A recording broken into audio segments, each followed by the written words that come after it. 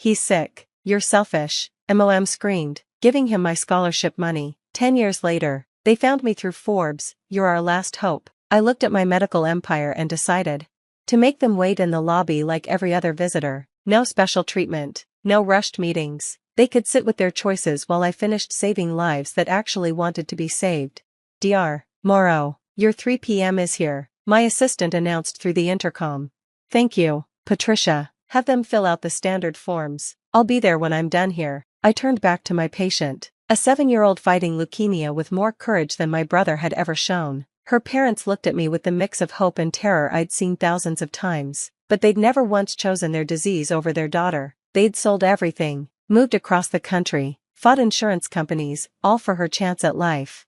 The new treatment protocol is showing remarkable results, I told them. We'll start tomorrow. The mother burst into tears. The father grabbed my hand. Thank you, Dr. Morrow. Thank you for not giving up on her. I never gave up on patients who fought back. It was the ones who chose their disease over life that I'd learned to let go. Like my brother Danny. 10 years ago, I'd been 18, valedictorian, full scholarship to Johns Hopkins pre-med, everything planned, everything earned through late nights and perfect grades, the first Morrow to ever escape our small Kentucky town. Then Danny had come home high again, crashed his car into a family's minivan. Thank God no one died, but the lawsuits were immediate and justified. My parents' panic was palpable. We need that scholarship money, Dad had said at the kitchen table, not meeting my eyes. What? No, that's for college, for medical school. I earned that. Your brother needs rehab, good rehab, not the state-funded kind. He's been to rehab 3 times. He left AMA every time. This time is different, Mom insisted. He promises. He wants to get clean. He promised last time, and the time before, and when he stole Grandma's cancer medication, and when he's sick. You're selfish, Mom had screamed, slamming her hand on the table. How can you sit there talking about college when your brother is dying? He's not dying. He's choosing. Every day, he chooses drugs over us. Addiction is a disease. So is cancer. But cancer patients don't steal from their families to buy more tumors. The slap had been swift and shocking. Mom had never hit me before. We're taking the money, Dad said quietly. It's decided. You can take out loans like everyone else. You mean like Danny was supposed to? Before he dropped out and spent his loan money on pills? Enough. Dad's voice was final. Family comes first. Always. But I wasn't family. I was a resource. A well to drain when Danny's choices created another crisis. They'd taken all $45,000. My scholarship. My savings from working at the grocery store. Even the bonds Grandma had left specifically for my education. Danny had gone to a luxury rehab that looked more like a spa. He'd left after 9 days. I'd gone to Johns Hopkins anyway, drowning in loans, working every job I could find, pre-med on no sleep and ramen noodles, studying in supply closets during hospital janitor shifts, tutoring rich kids who complained about their easy lives while I calculated if I could afford both food and textbooks this week. My parents never called, never asked how I was surviving. When I'd reached out once, desperate and hungry, Mom had said, "We're broke from Danny's legal fees. Maybe if you'd helped your brother instead of abandoning him." I'd hung up and never called again. Danny cycled through arrests, rehabs, and relapses. Each time, my parents drained their retirement, borrowed against the house, begged relatives. Each time, they blamed everyone but Danny. The doctors didn't understand him. The rehabs were too harsh. Society had failed their precious boy. Meanwhile, I graduated summa cum laude, got into Harvard Medical School, specialized in addiction medicine. Ironic as that was, if I couldn't save my brother, maybe I could save someone else's. But I'd learned something crucial. You can't save someone who doesn't want to be saved. And enabling isn't love, it's slow-motion murder. After residency, I developed a revolutionary treatment protocol combining medication-assisted treatment with genetic therapy. It had an 85% success rate for patients who actually wanted recovery. Venture capitalists had thrown money at me. Morrow Medical had grown from one clinic to an empire spanning 15 states. We'd saved thousands. Real saves, not the temporary fixes Danny preferred. People who chose life over their addiction, who did the hard work, who valued the second chance. Which brought me to now, standing outside conference room A, looking through the glass at parents I hadn't seen in a decade.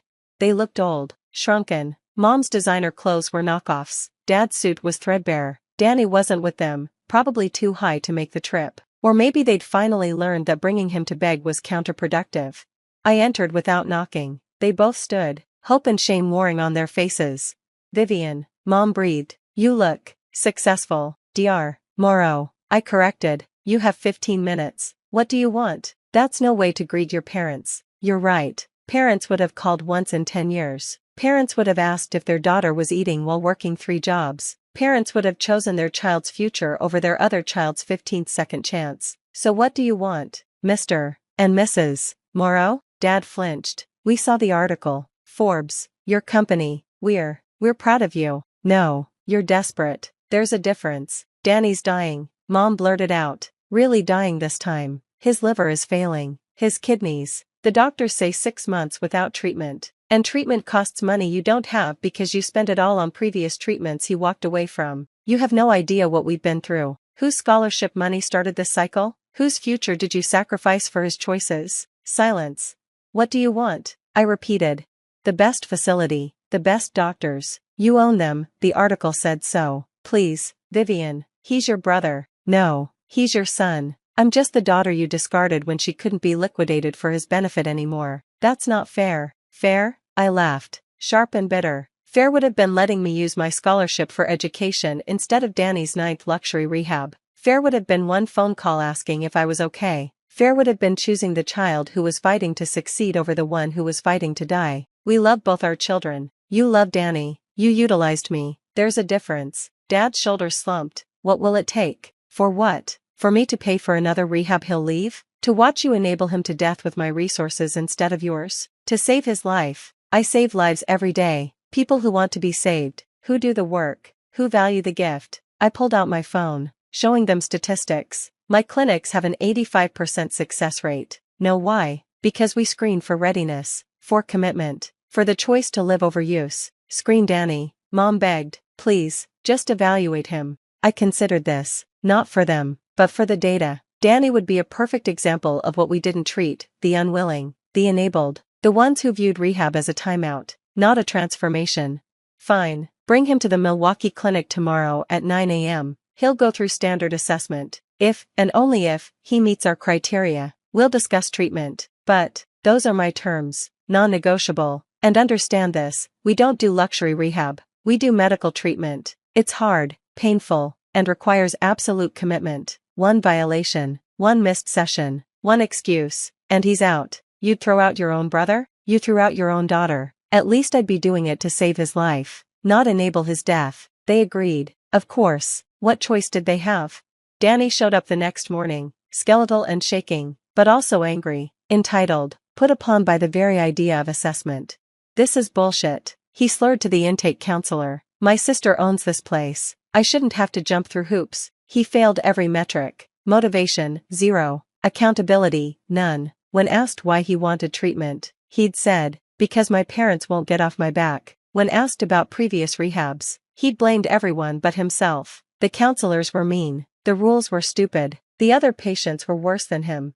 I'm sorry, I told my parents in my office after. He doesn't meet our criteria, but you're his sister, which is why I know he's not ready. You've cushioned every consequence, paid for every mistake, blamed everyone but him. He doesn't want recovery. He wants you to stop bothering him about it. So you'll just let him die? No, you'll let him die, by continuing to enable, by refusing to let him hit bottom, by teaching him that there's always another rescue coming. I handed them a list. These are free programs. They're not comfortable, they're not easy, but they work for people who want to work. He won't go to those places. They're for addicts. He is an addict, and until he accepts that, no program will work. Mom started sobbing. Dad looked defeated, but for the first time in 20 years, they looked at each other instead of blaming the world.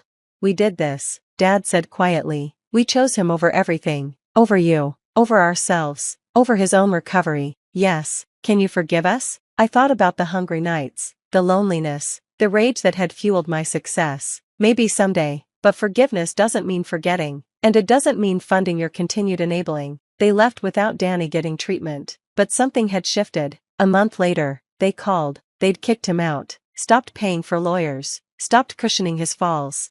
He hates us, Mom said, says we're heartless. You're saving his life, even if he can't see it. 3 months after that, Danny called me directly, from jail, not for bail money, but to ask about our jail treatment program.